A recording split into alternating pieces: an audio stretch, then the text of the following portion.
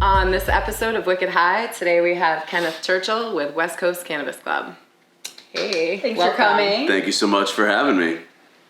I want to start with how you got into cannabis, what your stores are looking like right now. I know it's a loaded question, but Yeah. I've heard bits and pieces from Marissa, so I'm dying to hear it from Yeah, not a problem. I mean, cannabis has been part of my life since I was young, to be honest with you. I've always been involved in it. West Coast Cannabis Club, right now I have 3 locations open, 2 in Palm Desert, 1 in Cathedral City. So right now we're very locally focused on the Coachella Valley, but we're just now starting to expand outside. So I have applications in a few other cities, including Corona, California, and Fresno as well. So we're fully vertically integrated. One of my businesses in Palm Desert is a 35,000 square foot micro business. And in that building, we actually have, we have cultivation, manufacturing, we have an edibles kitchen, we have distribution and retail, all within one building. And so West Coast Cannabis Club is very focused on just kind of doing it all at the moment and seeing where we can take it. And do you guys have extraction yet? I know last time we talked, you guys had some plans for that. So we're doing some very low level CO2 extraction. Mm-hmm. Most of everything that I do on that level, we third party out and just have somebody toll for us. We're up to about 4,000 square feet of cultivation now. We're going to get to about 10,000 inside of that building. And so we have quite a bit of leftover material. And so right now we're sending it out to some really close partners. Mm-hmm. And then we're doing cartridges, infused pre-rolls, and gummies all in-house now. Nice. So we do the liquid diamond and keef pre-rolls that everybody does at the moment. But one of the things that I really love about that building is it's a full micro business. So it lets us kind of do some fun stuff that not a lot of other people get to do, because we can do it on a very small scale and we can put it inside of our retail stores. So some of the things we're doing is, diamonds on the outside, crushed diamonds on the outside of pre-rolls. We're doing larger pre-rolls. So we actually have a 14 gram pre-roll that we're making in-house now. 14 gram. Yeah. And so, and so one of the other things that we've discovered that's a lot of fun is we actually, so I've been in it since the medical days for sure. And the one thing that we always kind of miss is the mason jars and walking into dispensaries and having chopsticks, just giant jars of weed behind you. And so we actually, at this point, or one of the only places that I know of that actually still has full mason jars that people can purchase. They have to have a medical card in order to purchase them, because they're anywhere between 75 and 120 grams, depending on the strain. But we're actually packaging the big mason jars full of weed too. So there's a lot of really unique things that we can do with a micro business that I just think is fun, that we can kind of experiment around, because we don't have to do it on a huge scale. Right. We just get to put it inside of our own stores and run with it. So I'm super lucky because you and I have known each other for quite a few years now and been doing business and also had a lot of fun together. So I'm super lucky that and Julie will bring you over there next time we're in the area, but I'm really lucky where I got to see your 30,000 plus square foot facility before it was open, during construction, and at the grand opening. It's an amazing building if you ever get a chance. They also have a retail within that space, so if you ever get a chance to check it out, it's in Palm Desert, definitely worth checking out. It's really cool, and obviously he's awesome, but tell them where the building came from, because that's a fun story it's too. A super unique building. It was the news studio, actually. So cool. They shot the nightly news studio, or the nightly news, in that building for almost 15 years, the KESQ ABC affiliate. And so one of our grow rooms actually still has the green screen on the wall from where they would shoot the weather. And so it's a very unique building. You know, the thing with like micro businesses in general is they tend to be in industrial zones. So they're kind of off the beaten path, and they tend to be in kind of dilapidated buildings for the most part, or just large warehouses. And this one is just an incredible building, 2 stories, mountain views, palm tree views. Very, very unique building. As far as I'm concerned, there's really not another micro business quite like that one. Putt-putt golf.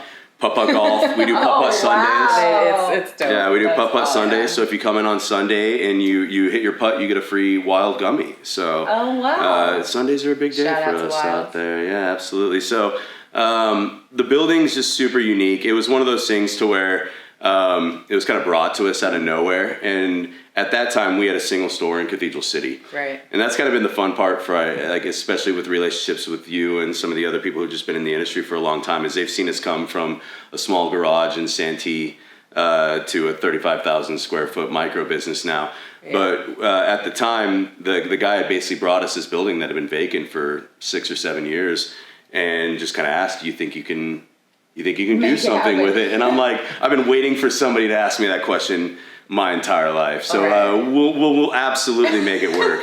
And so we just found a way to turn it into a cannabis micro business. You know, there's some really unique things about it. When you come into the cultivation area, there's actually small sound recording studios where they actually used to come in and record their segments, and they're really small rooms where they were concrete, so we couldn't really get rid of them. Mm-hmm. So we've turned all of them into one light grow rooms now, and so we do veg inside of them, and so it's finding a way to use the space that you have, and then just having some fun with it. So. You guys have definitely maximized that space, and also your retail that's inside. It's so cool. It's just it's very well done. It's a very simple, smaller retail shop, but it's gorgeous. It's clean, and it's like very trendy. And can't wait to have you come in and see. It's like all white and black with palm trees and.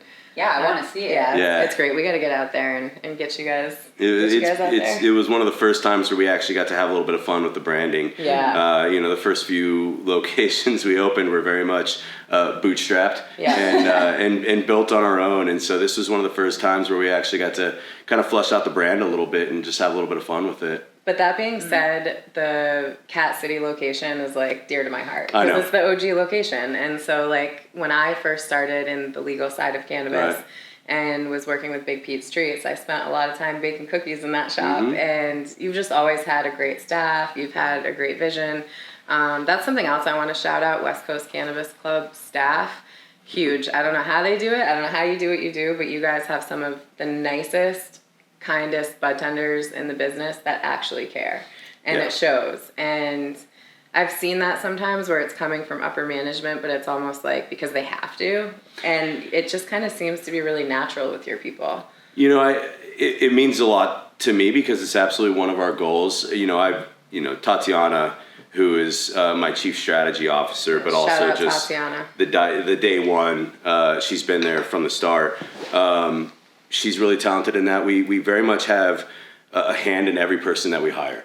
So even as a C-suite executive now, there's not a single person who gets hired inside of our company that doesn't get interviewed by her. And, a lot of other cannabis companies, they third party their hiring, or they just hire anybody with experience in the cannabis industry because they just want to do it the easy way. Both her and I come from restaurant backgrounds and very much learn the importance of hiring a staff, and then more importantly, keeping a staff. One of the things I think is very unique about my company is you'll walk in there from 5 years ago and you'll still see the same people that we hired from day one. I love that. Yeah. So we have very little turnover, and especially at a time right now where turnover is pretty normal.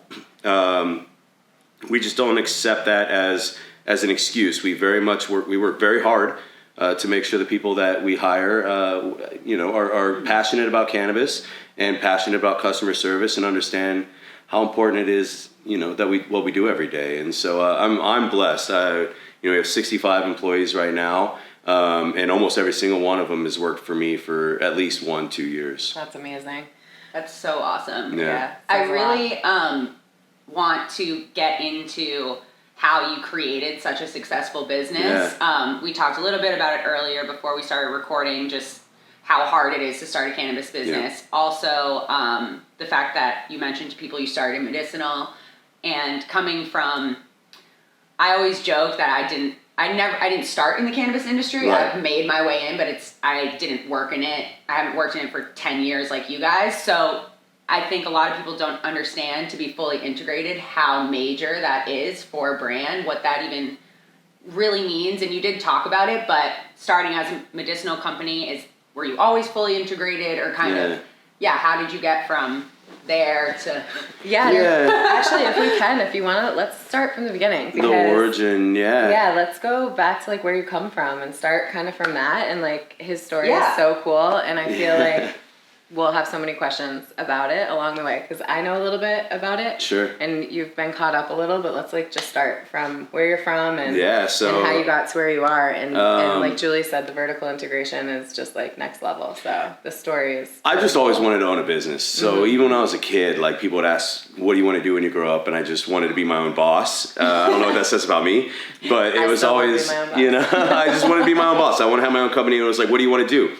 Don't care, but I'm gonna do it. Whether I own my own restaurant or whatever it was, I've always had that goal. And I worked in restaurants for a long time. I went to the University of Nebraska and worked for Chipotle the whole time I was there. Worked my way up through Chipotle, and kind of got to that point where I had to make that decision on, okay, I'm 25. I'm getting reasonably successful inside of this company.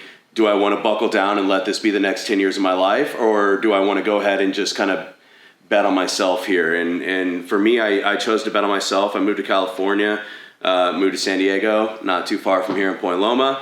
I had a friend who let me sleep on his couch. And so packed up my Jeep, moved out to San Diego, started living on his couch and worked on starting my own business. I was very blessed I grew up in Colorado, so I knew people who were going through the legal market in Colorado, so I kind of had a roadmap a little bit there. Called one of my friends, and the one thing he said was, just go do it. Stop talking about it and just go do it. Right. And so... What year was this? 2015. Okay, cool. So in 2015, I started working for a local delivery service just to kind of get, a feeling of what brands were popular, what customers wanted, like that kind of stuff. Did that for about 6 months, and then I called one of my best friends. He's my CFO, Josh DeSaul. I gave him a call. Even when I was a kid, I always knew that if I started a business, like this was that friend that you wanted on your side because he's just an incredibly smart guy. And I was lucky. I didn't have any money. He was willing to give me $10,000 to start the company. He came on as my CFO. The guy whose couch I was living on, he's my COO now. Is that Tom? That's Tom. Wow. He's a construction guy. He's knows everything there is to know on that side of the world. So you guys are like three best friends. So went into this. Yeah, so I went to college with Tommy, and I went to high school with Josh. Amazing. So I've known these guys forever. And so we took that $10,000. I very literally bought 2 pounds of weed from the first guy who would sell me QPs. And it was like, I need 8 strains. I got 2 pounds. Like, let me see what you got. I started a Weed Maps plot, and I rented this tiny little garage out in Santee, not far from, the only legal guys back then were Outco over by the airport. And so I found a little spot over by them and just started doing a delivery. And I remember the first day we got one phone call and it was a $60 sale, and I felt like I was a millionaire, like right? Immediately. I love that you remember that and like recall that feeling. Oh, it's so important. It's so important because where you're at now, just to remember that, like that's huge. I remember it because I had one of my employees at Buffalo Wild Wings. I started working for Buffalo Wild Wings while I was starting it because I needed a real job because I wasn't making any money.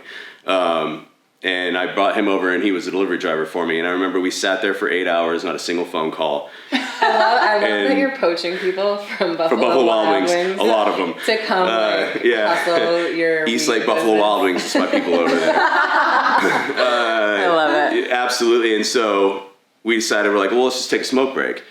And so as soon as we started smoking, the phone rang. Wow. And so it became like a whole thing then, that every time it was super slow, we're like, all right, well, we should probably take a smoke break.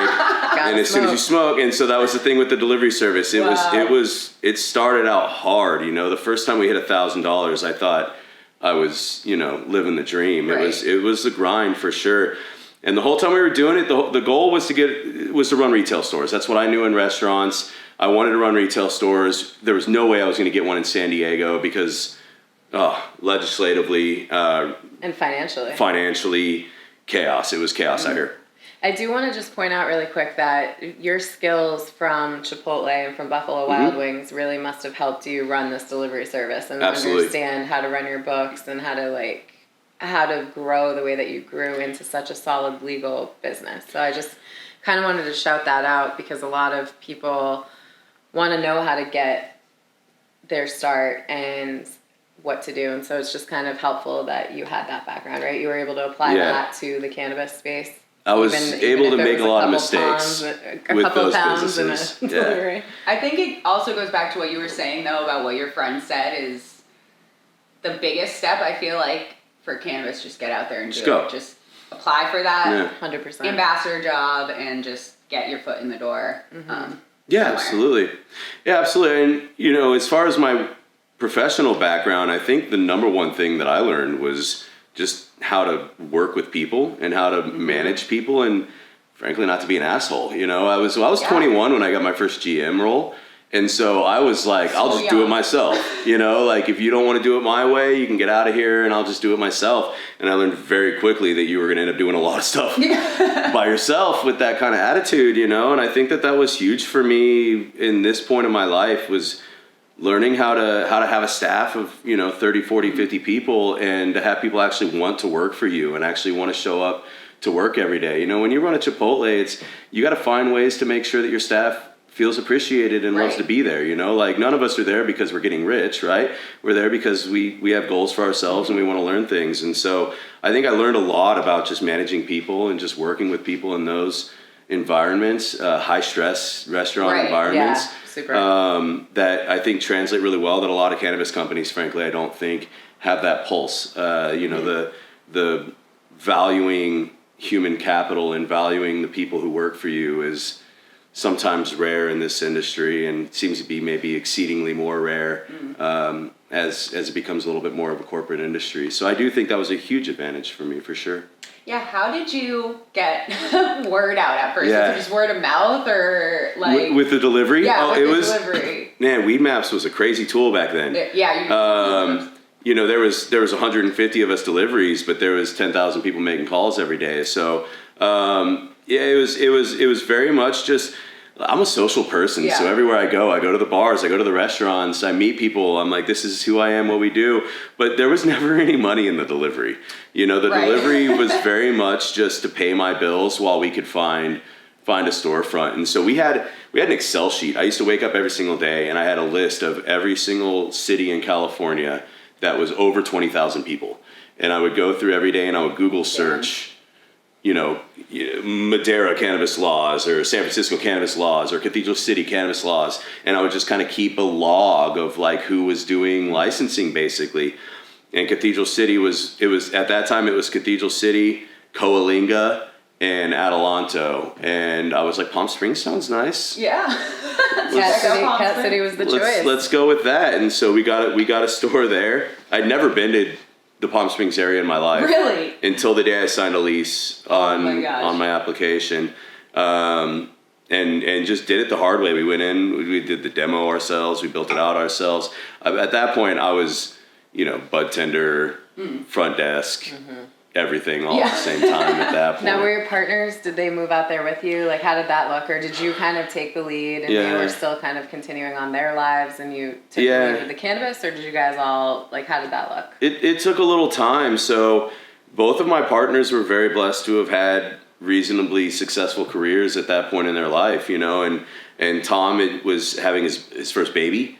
And so there was no part of me that's like, hey, you need to come work for $15 an hour as a bartender while you're trying to raise your 1-year-old child, quit your $120,000 a year job, So is that your goddaughter? Yes. Yeah. Rio so and now Silas. Yes, those are I love them. Rio, shout out Rio, she's so cute. Rio she's amazing.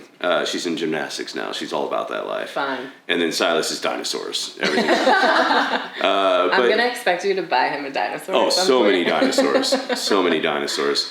But they just weren't in that position, and frankly, the company wasn't in that position to be paying, high salaries. So it took a little while. Ryan, who went to college with Tom and I, so he moved out there and helped me run the stores. And then Tatiana. So Tatiana's very first day was January 1st, 2018, recreational day. Wow. So she came in. She was a customer of mine. She was coming in the medical days. You're going to love her. And she came in and was just like, I'm going to work for you. And I was like... And basically, January 1st was in 3 days. At that point, I was like, if you show up at 4 a.m. on January 1st... You got a job. Yeah. And I didn't think she would. It was 4 a.m. on January 1st. And so she shows up at 4 a.m. Wow. I put her at the front desk. She never worked for me before, just a customer. And her very first day was the first day of recreational sales. What a cool story. Just checking IDs and sending people back. And then it was just me and Ryan in the back. And, that was a day that just obviously changed the landscape for a lot of companies, but especially mine. But that was, it was basically us and a little ragtag bunch that we can, hire from the local area. Yeah. But, so you got a medical license, started the delivery service, and then opened your first location. Yeah. And then the laws kind of started to change, and you applied for the recreational. Yeah, we were medical only in Cathedral City at the retail store for about probably 14, 15 months. Okay. And then we were the 20th license issued on for recreational sales. And you were like, we need more stores. We need a facility. Yeah. And I think that's a perfect segue for You're Not Going to Believe You're This. Not Going to Believe This. On this segment of You're Not Going to Believe This, we're going to talk about how West Coast Cannabis Club was the first adult use recreational cannabis sale in California. Woo. Yes, ma'am. Yeah, that was a wild day. So I remember we were one of 20 licenses that were issued for January 1st, 2018. But most cities didn't allow for dispensaries to open at 6 a.m. So the state regulations said that you can open at 6 a.m., but most cities at that time had 8 a.m. or 9 a.m. basically opening regulations. And so we knew we were one of only 4 dispensaries in California that was going to be open at 6 a.m. And so I remember the night before, I didn't sleep. Of course not. At all. Like we were sitting there the whole time, not totally understanding, the moment that was about to happen before us by any means. But we had the news there. We had, a bunch of people, but we just didn't really know what to expect. So we showed up 4 a.m. We had a line at the door already. Did you have aspirations of being first, or no? It was never intentional. Okay. It was like, we didn't even have I swear it came down to, we didn't have our license yet. I called the at that time BCC lady. And I was like, hey, what's going on? And she's like, I am so sorry. Like, we are swamped and overwhelmed. And I was like, I get it. Take your time. No big deal. She's like, thank you so much for understanding. And 10 minutes later, I had my license. And Do you think she pushed you through? I swear it was because I was nice to this one lady that, like, she pushed us through because most other people were still waiting. We were one of only 20 that actually got issued. And it was just, it was total luck. And then we didn't know we were going to be first, but we knew that 6 a.m. was going to be the beginning. So if you could do your transaction at 6 a.m., nobody can beat you. Right? And so that was kind of our strategy. And so I had one of my best friends, it was actually Ryan. I had him come in. I was like, you're going to be the first transaction. I love that. He came in. We rang up the absolute legal limit. Because I'm not going to let my first transaction be like a $9 joint. What was the legal limit at that point? We went medical even. So we went 8 ounce. Okay. Like 28 carts. Like, oh man, we heavy hitters carts. It was like 28 heavy hitter carts. I bought like, oh man, we loaded up. It was like a $950 transaction. And I had it rung up at 6 a.m. and the news was there recording us. And then right at 6:000, we closed it out for cash. And so I still have that receipt. I use it as like a bookmark. At home for like whatever I'm reading. I have like 30 copies. I have one framed like for each of my staff that I haven't like given to them yet with like the newspaper article and all of that. But it didn't really hit like at first. We were just so excited to just be a part of the day, Right. It wasn't even like it wasn't like a major goal of ours. It was just kind of funny how it worked out. So the other people who all were open at 6 a.m. too, they all had like mares in and they all wanted it to be like this giant show. And so all their receipts were like 603, right? Because they're like, come on in, mayor. 603. Right? Who's never been like, never bought anything before. And he's like, well, tell me about indica, And so all their transactions just like took so long. We already had ours rang up. I'm like, you were like, you got what I rang up, brother. Here you go. You like have it on the counter. Oh like, yeah, it was already backed up. I'm like, yeah. So I love it. Even I learned something new after all of our years of friendship and business that we've done together. I knew that you were the first transaction in the desert area. Right. I didn't realize that it was California. That's. I mean, either way, it's giant. But like California, man, that is something that is just like next level. That's historical. So yeah, that's I hope huge. so. I think it's fun. Well, it's like bar yeah. trivia to me. If anything, I'm like, I know it. Like hitting on what you said before, you didn't you and your team didn't even realize like the moment that you were in, but it's true. I mean, it is historical, even if it is like kind of a funny fact for you guys. That in terms of the history of cannabis in California is a really monumental moment. Fuck yeah, congrats. I appreciate it. Thank you. It's it's just like I said, like for me and honestly everybody who works for my company, it's just like I think we just usually just feel blessed to just be able to do like what we're doing every day, and to actually be that involved, and especially as like a dude from a small town, like you don't grow up thinking like, oh, we're gonna have the first transaction in California history someday, it's never. I think like entrepreneurship and running your own business in that way is just kind of crazy because you don't realize what you've done until after you've done it. It's like you're just kind of doing it every day, and then hopefully someday you get a chance to look back and be like holy shit. I check myself all the time. Like, isn't it wild? Did you ever in your life? And we come from a generation because we're the same age. Right. 25. Where she says that like 15. I wasn't even referring to you. I just in general. You come from a generation, a different generation. Well, I would like to think we're the same generation. But thanks for calling me out on being older than you, Joels. But no, it's the way you said it. Oh, I'm sorry. Well, on the real though, like we're all pretty much from the same generation, but we come from a time where you would literally get arrested for a joint. Oh, yeah. In fact, we did. And now we're in this position where we're literally selling millions of dollars of weed a year. And I check myself all the time. Like, this is crazy. It's wild. And I like take that in. That being said, what are some of the changes you've seen in the industry and like where you've come from, like post your delivery in San Diego into like the legal market and into licensing and all of that, and where we are now in 2022, because I have been there along the way with you for the most part, and like the changes in the industry and like kind of the state of the industry. Like, it's what are wild. your thoughts? So I mean, as far as where it's come from, I mean, my house was raided in 2012. I remember coming home from college and watching, 35 SWAT team members outside of my house in Nebraska. And my roommate did, 12 years. He was sentenced to 50 to. I remember waking up the next day. It said, Carney man faces 50 to 200 years in prison. Wow. Just for cannabis? Well, in ecstasy, but then it was a fun part where we were like 900 feet from an elementary school that we didn't even know was there. But it was. I kind of laugh at this point in my life where I look back and.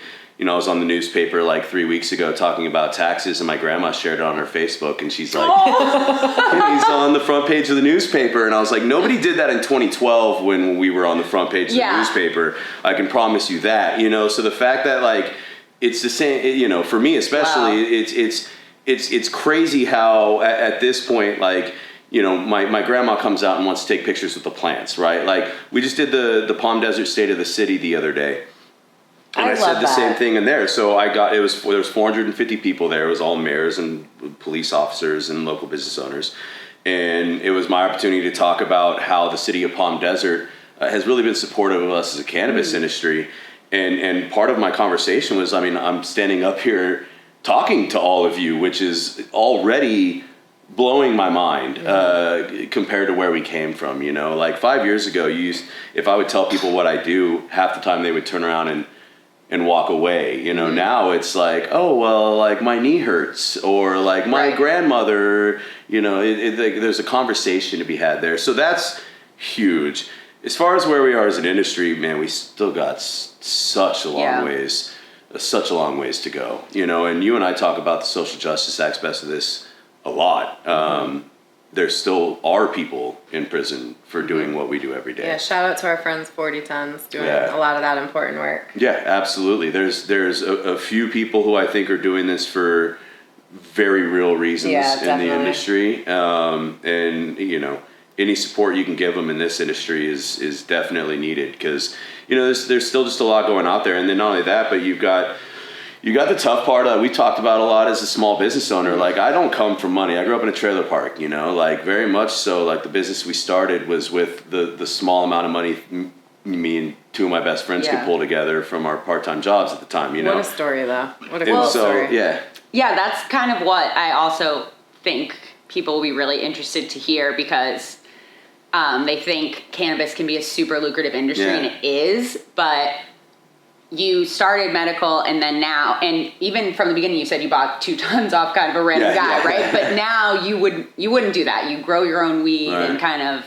I don't think people necessarily understand all the challenges that are associated with starting a brand. So what do you think has kind of been your biggest hurdles, and what brought you to the point where you just said, you know what, we're creating our own facility. We're doing it from the ground up.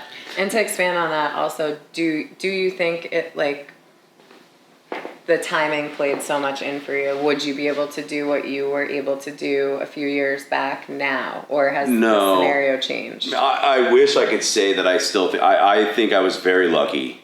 I worked my ass off. Yeah, you're a hard worker. But I was very lucky, and I'm never gonna shy away from that. I don't, it's gonna be very hard for somebody to start a $10,000 cannabis company now. And the reason for that is because, especially in California, it's hard to be just a brand.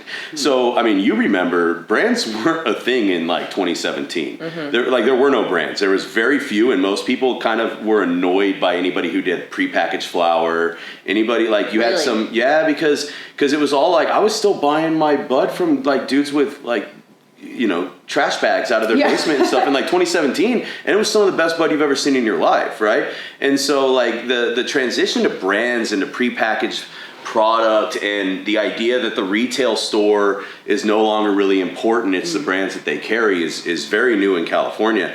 And so it kind of caused a lot of brands to think that was what was important, was your Instagram following, or like whether or not people would know who you are. It wasn't about assets. There's a lot of brands in this industry who don't ever even touch the plant. Or quality. They don't even care about the quality, right? Like they're like, well, we got X and Y celebrity, or we've got, some fancy executive from Nike who can make a cool packaging, but they don't grow their flower, they don't have retail stores, they don't have distribution licenses.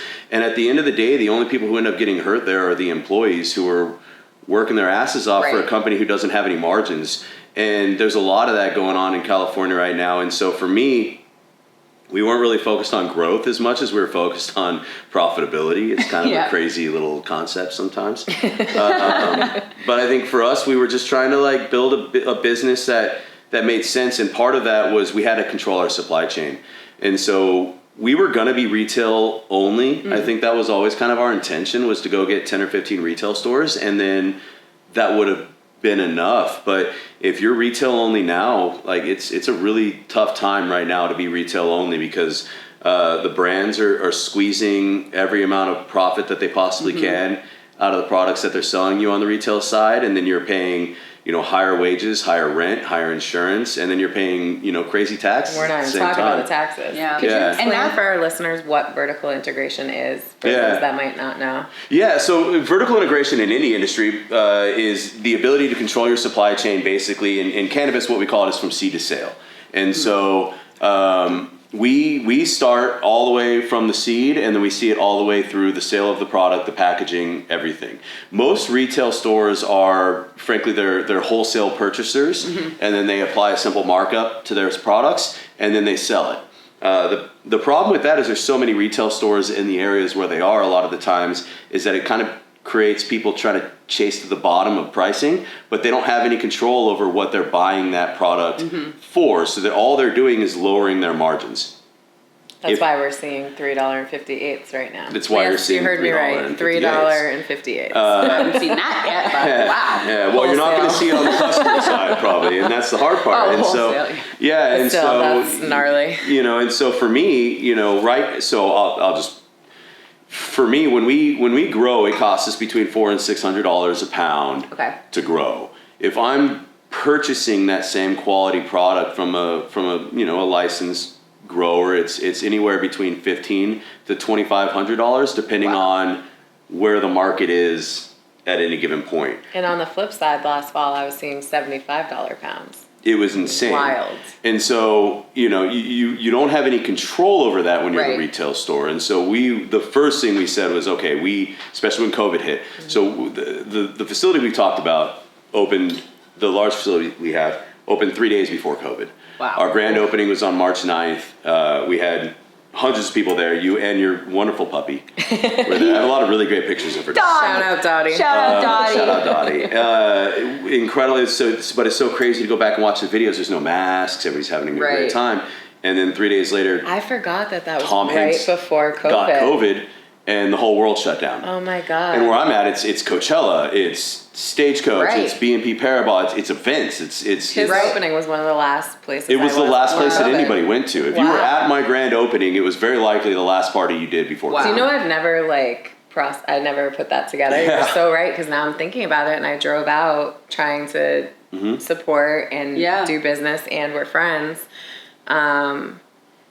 Yeah, that's kind of And then it wild just to think hit. back. Like, wow, that's where we all were kind of really when it hit. And that was hard for us as a retailer because the sales went. Right. Yeah, shout out to you for being able to survive that. Well, that's why we started growing weed, because that was and then not only that, but at that time that was in the moment of, there were a lot of issues going on in Oakland that were causing there was about a lot of people getting robbed, distributions getting cleaned LA out, and Oakland in LA and Oakland and areas, hard. and the price per pound skyrocketed. I mean, we're at $3,500 a pound for indoor flower at that point. The company I was with at the time, we got hit really hard, and when that happens, we actually stopped selling indoor. Yeah, I mean, you had to. It was done, and so it was very much. So what do you do about that? Because we had 65 employees. Yeah. I've got investors who very much aren't going to be like, oh well, It's cool. COVID happened. Yeah, you don't bring any revenue. Yeah, Great. and so we had we don't give a shit. Yeah, what do you do about it? And so that's where we went vertical, and we went vertical fast. Yeah, it's so And, recent. I didn't realize. Yeah, our right now. So I brought you guys some flour, by the way. It's not on the car. Yeah. Oh, But we'll bring that up to the party and let people know what you got cooking. yeah, for sure. That's that was our third pull down in these new rooms that we have, and so it's another one of those examples of when we wanted to do cultivation. Everybody you talk to is like, you can't do cultivation. You don't know what you're doing, right? And it was just another one of those where I'm like, we have to learn then. Yeah, But don't we you have to a do it. scientist on staff or somebody? I just remember seeing So some cultivation- science style experiments going on. There has to be a botanist involved or There's something. No, He's like, nah. we very much went to YouTube University, and That's what Colin said. my favorite part Love YouTube University. about cannabis companies is we can't wait to go on podcasts and YouTube videos and brag about the things that we've accomplished in this world. And so if you want to learn anything about cannabis and you want to do the research, it's out there, right? And back in the day, if you wanted to grow, you had to know somebody who was doing it forever. If you want to learn, go to www.wickedhigh.com. And they'll get you tuned in on what lights to use, what soils and mediums we're using, and then the Living truth after soil, that, most of it just deep. comes down to just work. It's Sticking just with work. Once you educate yourself, once you learn, once you keep an open mind to understand that, all right, I have no idea what I'm doing here, so I want to learn everything I possibly can. And so Tommy, he's our grower, and I mean that guy. He went to every grow in California. Wow. He watched. Wait, Tommy? Yeah. He's now the grower. Oh, I mean, he's very much the grower. I didn't know that. Yeah, no. That's so interesting. You're following, but We talked about hiring growers. Yeah, we the talked about homie hiring from back them. in the day. Oh, yeah. I didn't know that he was growing. That's so Yeah, cool. he'd always wanted to, and he was like, "Don't hire somebody let's just let me do it." And we're like, "All right, I'm obsessed with this story. It's just so cool because it's so like, good. let's do it. It's kind of like us with the podcast. just do it." We kind of joke around about the podcast, and we're like, it's not where we want it to be, but we're doing it, and we're having fun with it, right? I mean, trust me, it's my Cathedral City store. I go back and I look at it now, and I mean, listen, that's my baby, Right? But it's I look at it, right. It's You're not like, the same. It's not the same. And you look at where we come from, and I look at the garage we were operating out of, and it's like, but I wouldn't have what I had today if it wasn't for those Yeah. steps. You know, I was living in a hotel when I first started the company. You know, Right. it was very much like you just, I had to start. You know, and I go back to if I wasn't a single guy with no kids, I don't think I could have made the sacrifices that I had to have made. And so, you know, some of it's just right place, right time, but then some of it's just, there's no excuses, because if you want it done, nobody else is going to do it for you. Right. You know, you just gotta get it done. And we're filming right now in downtown San Diego for those listening. So how far were you from where we are right now when you started your company? Because I just think it's so fun to think about all those years ago. I was living in Point Loma. So like 5 minutes. Yeah, like 12 minutes. Not even. 12 minutes on a bicycle, probably. Not far from SeaWorld, actually. And then the actual delivery service was out by the airport out in Santee, kind of by like off Grossmont. Yeah. That little area over there. So awesome. So I would just drive 25 minutes out there. But I mean, that delivery service was everywhere, Oceanside to Mexico. Damn. I was driving. If you called me, I was driving to your house. Did you ever get robbed? No, you know, I had a couple. I'm a big dude, so that helps. But like, there was a couple moments where I had a couple people in a couple of areas where I'm like, yo, like you can't be calling me at 9 o'clock at night anymore. Like you got 3 o'clock in the afternoons, you're cut off because I'm not walking through the alley. It's like dark 30. We stop. Like, we're done. Happening. You know, like when the sun's down, we're calling it a day. But then you know, you get your regulars. I mean, that's the thing. Like it's a culture, it's a community. Like there were plenty of people who thought it was cool as shit that the same guy answered the phone and the same guy delivered the product. Could you imagine? Every single time. I used to have a guy like that in Boston. Tell us about it.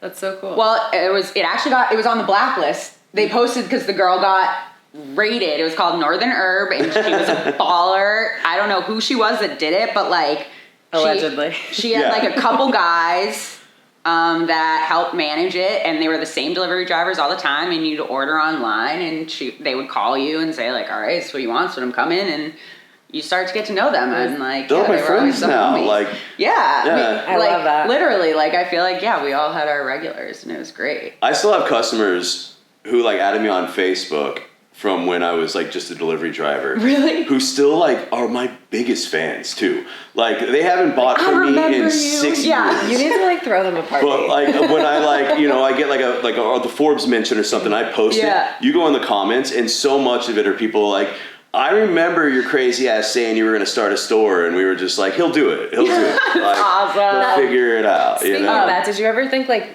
being in the cannabis industry, you would like there's such a range, right? Like you had a Forbes article about you, so congrats on that. Yeah, but like also last week you had Exhibit touring your spot. Oh my God. It's so that interesting. Was crazy. Yeah, talk to us about that. Like how interesting that you can simultaneously sell weed and that will put you on the in Forbes, and then also have like Exhibit coming to hang out at your shop. And then I grew up in the Midwest. Okay, yeah, go ahead. And so like in the Midwest, like if you know somebody who meets a celebrity, it's like, oh shit, like my friend. You never see them. My friend met a celebrity, you know, like it. Right. And so now it's like in cannabis, it's just kind of a way of life in a way. It's so normal for us. And my especially favorite part is it's like it's all like sports guys, which is all of like right up my alley, or it's rappers, which is also right up my alley. It's always rappers. I mean, you know, it was crazy. You know, Exhibit rolled through. He's the coolest motherfucker on the planet, dude. Yeah. Love he that is guy. just the nicest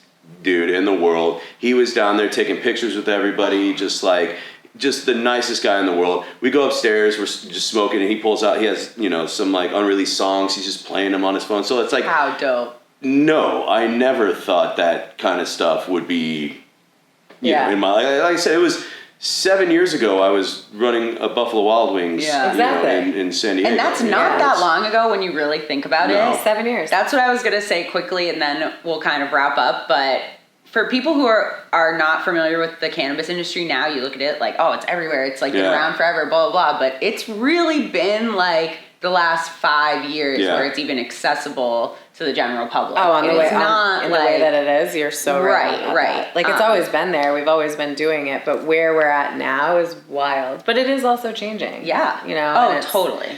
You know, I think we have to keep an eye on these changes sometimes. I mean, it's it's gonna be so different 5 years from now than, I mean, even since when you started. We have and no also idea. shout out Exhibit because he is dope, and so is Redman. Exhibit. Really cool. If you ever want to come on the show, man. Exhibit. Yeah, dude, like- Exhibit. We will they wait for work. you to come on, and Redman as well. Although Those guys he's the work. homie, he's cool. You know, there's a lot of celebrities who have brands who you will never even see them ever. Right. Like, those dudes will show up to stores, they will shake hands, they'll take pictures with fans. Exhibit's at every Hall of Flowers. He's He at every packages. everything. Yeah. Listening to that guy talk about his product is like taking a college course. So like, let's give him a little, like, what does he have? I know Napalm. Yeah, so Napalm's a crazy brand. They're doing a bunch of stuff under Napalm now, but their major product is their grenades. Yes. Which is a 7-gram joint that's infused with wax as well. And it comes in like a glass. Wow. But grenade listening to thing. him talk about creating that product is like a sommelier talking about wine. Like, he has the right lighter he wants you to use when lighting it up, like not letting it ash like cigars. Like, he's very much put hours. Well, that's probably why too he's been accepted, right, by the Yeah. cannabis community. Exactly why. Because, I mean, he was with Brass Knuckles for a while, and Brass Knuckles was a huge brand at the time. So, like, you know, Well, huh? Are they still around? No. Okay. I didn't think I was talking about this to some of my other friends, and then when we were at the Heisman event at Dr. Green Thumbs, I was talking to John about it, and Ricky. it's such an interesting industry because there's no other industry in the world that a celebrity can't pop their name on something and it just sells out. Right. But cannabis, and this is exactly what the Heisman guys said. They said we have to ask to be involved, And especially in California. Yeah. So honestly, like, shout out to California cannabis culture on that tip, where you can't just be a celebrity and slap your name on a product. The product's got to be good. You've got to have at least some care up behind your product. And we've watched celebrity brand after celebrity brand after celebrity brand fail. Right. Because people know what they're doing in cannabis for the most part. I mean, you have, I mean, we could go real deep on this convo, but in general, like, shout out to what you're saying, because it's true. Like, you can't just slap your name on it and expect that it's going to sell. It's not working like that. People want to know you were here. Go do that with a liquor. I 'cause love it's that. not going to work in cannabis. And people want to know that you were here before. Yes. you're Like, not for the just money grab. taking advantage. Yeah, of like, you're a part of the culture. You didn't just be like, oh, some, you know, rich venture capitalist guy said I could make a bunch of money if I just throw my name on this. Like, you were doing this back in the day. Right. It's honestly one of the most important things in this industry. And it's so much more, it makes them so much more real to me as people. I feel like there's just so many celebrities or influencers now. We live in that culture where it's just everything's so fake. So to have that genuine interest and to care and then to be accepted, you're a real one if you make it through. So I'm all about it. Shout out to you for being a real one, because you for sure. Okay, it's time for my favorite segment of the show, J's with Jay. We are going to be smoking a West Coast Cannabis Club Cherry Glaze pre-roll. It looks beautiful from here. The packaging's awesome. It's nice and red, simple, and this black little palm trees. This packaging is what, remember I was mentioning earlier, the Melanie Place location has like a really cool decor. That's the decor of inside the shop. It's just black and white rather than red. For the viewers, it is red with West Coast Cannabis Club branding and palm trees. Thank you. That was our very talented marketing department of me and Monica, for the most part. You're so humble. Everything, it's just funny. Like, It's just so me. much of it is it's just us, you know. Yeah. It's like, you know, people will say that all the time. Like, can I get the contact to your marketing department, please? And I'm like, yeah, 1 second, please. Just like put them on hold for a minute. You like change your voice? You're like, hi, this is Kenny with marketing. So Julie is very familiar with this, but resin lines are huge for me. It's like my go-to on what I look for in a joint, especially a pre-roll. This resin line is fire for those of you listening. Yeah, it looks 100%. We do everything hand rolled. Wow. No machines. You know, the best part about it, I can't afford the machines anyway, so we just it's much easier just to have the employees in there versus a $200,000 joint machine that's gonna fuck them all up anyways. Right. You know, pre-rolls is a crazy game because you remember nobody really bought pre-rolls in the medical days because most of them were crappy. Like most of the pre-rolls back then, everybody would just take basically trim, throw them in them, and they would just hand out pre-rolls for free. And so they were one of those things that like wasn't really a market. There wasn't much of a market for pre-rolls back then. And then as soon as recreational took over, I mean, I feel like 25% of our transactions involve a pre-roll of some I love sort. a pre-roll. Oh, the company that I currently work for, pre-rolls are jam. Everyone. Oh yeah, I was gonna say everyone knows I used to buy those pre-rolls, and that I'm a blunt girl. But once I moved here, I'm a blunt I girl. became I was a all about pre-roll the blunts, girl. too. I love blunts too. It's like definitely the preferred, but we find ourselves smoking way more pre-rolls because of the convenience and the accessibility of it. I mean, you and I die on that Swisher Hill every time. God, shout out also- grape swishers, Haters. and I'm gonna get so much hate for this, but Haters. grape I swishers also are though bomb. I don't like pre-roll blunts. I think they are never good. They never smoke good. They never taste good. They're never good. I agree. Pre-rolls, good. I agree. I even have a hard time with most cones. Crop Kings does a really, really good job. Shout out Blair at Crop Kings. He does a great job of like pre-rolled hemp Oh yeah, I like that. cones and whatnot. But in general, I'm not a huge fan. I do think some people do a good job like Crop Kings, but It's hard. they usually taste stale. Yeah, and just a something's little off. I don't know what it Yeah, is. we both just said off at the same time because it's true. Something's off about it. Now though, before we finish this, Jay, we need to hear your story about the first time you got high. Oh my God. Your eyes lit up. That was so cute. Zach Erickson. I remember. So I was Who the heck is Zach? 13. I was 12 or 13 because I was So young. I was in sixth grade, and I remember that we had like a shed in my backyard. I lived out in the boondocks. I very much lived in South Park, Colorado. My name's Kenny, so that was a whole issue for me for like part of my life. The Yeah, South Park, you Colorado. bastards. So lived out in the middle of nowhere, and so it was a shed in the back, and it was an apple. So Love it. I mean, it was kind of a rite of passage where I grew up. If you didn't smoke out of an apple yet, it was, we smoked out of everything you other make than it? just paper. We smoked out of a Yeah. cucumber not that long ago. Yeah. Yeah, Not all yeah. We would just take But like a. You a- made it. Yep. Take Okay. like a pencil and a pocket knife and just put a hole down through the middle. Hole there and Yeah. a hole And then there. put a hole down Kids through that these middle. days, they and probably we were just good to go go. buy bowls now. I We mean, would what smoke- didn't we smoke out of? We would smoke out of everything except for papers. Okay, where and did you get pipes. the weed?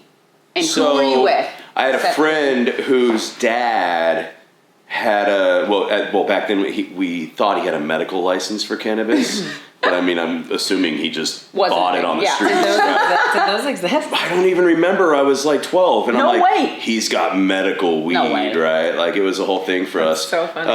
But back then, it was in Colorado, and almost all of our parents smoked. Were- Mine did. yeah. Mine did not. Very much did not.